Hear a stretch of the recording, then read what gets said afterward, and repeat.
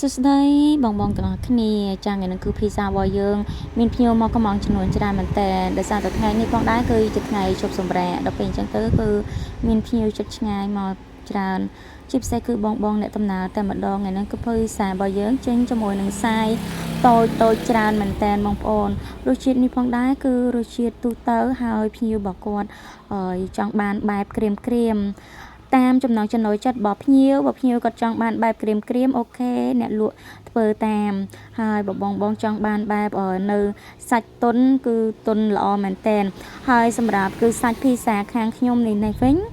គឺជាប្រភេទសាច់ភីសាធ្វើថ្មីតែម្ដងបងប្អូនហើយសាច់ភីសារបស់យើងគឺសាច់ឡើងទុនហើយនេះគឺម៉ួយ VIP តែម្ដងបងប្អូនហើយម៉ួយម្នាក់នេះបងប្អូនដឹងប្លែកមិនអត់ម៉ាក់គាត់ផ្ដាំថាចាគាត់ថាកូនរបស់គាត់ឲ្យតែឈឺម្ដងពេលណាក៏ដោយឈឺថ្មិញបន្តិចក៏ដោយគឺ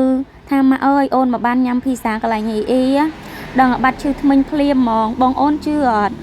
គឺគាត់ចង់ញ៉ាំភីសាពេលចឹងគាត់ចេះតែមានលេសមួយដែលថាប្រាប់ម៉ាក់អីចឹងណាហើយម៉ាក់គាត់ឲ្យតែលើកូនគាត់លោកលេសផ្សេងអីចឹងគឺគាត់តែយកមកប្រាប់ខ្ញុំមកហែងហ្នឹងគាត់ដែរគឺសុំ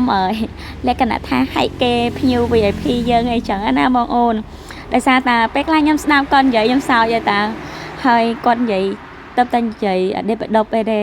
តែសម្ដែងគាត់ព្រោះមែនតើបងប្អូនហើយឥឡូវគឺភីសារបស់យើងគឺចេញរហូតដល់ពេលយប់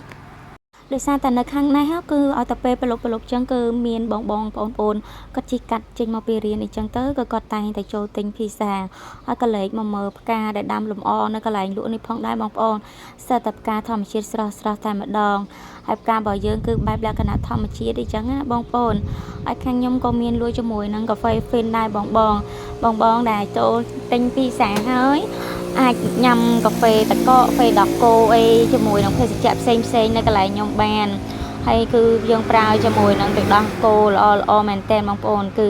អត់ប្រើរបស់អ្នកចិត្តខាងយើងអីចឹងឯងបងប្អូន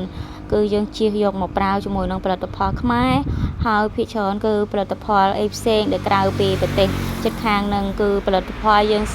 មើលថារបស់ខ្មែរយើងមានអត់បើមួយមុខនឹងរបស់ខ្មែរយើងអត់មាន